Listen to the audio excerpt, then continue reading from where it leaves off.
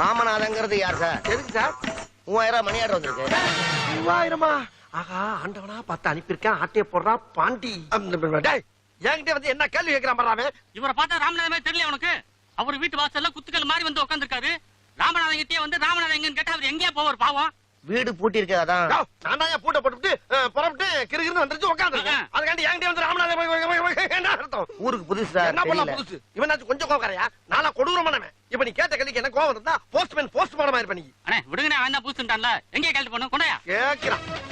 ஊருக்குள்ள வர்ற பேர் ராமநாதன் யாரு, எவரு, எப்படி இருப்பாருன்னு என்னன்னு விசாரிச்சு வர்றது. வந்தவன ராமநாதன் யாருன்னு ஏன் ராமநாதன் ஏன் கையெழுத்து இந்தா கொண்டா.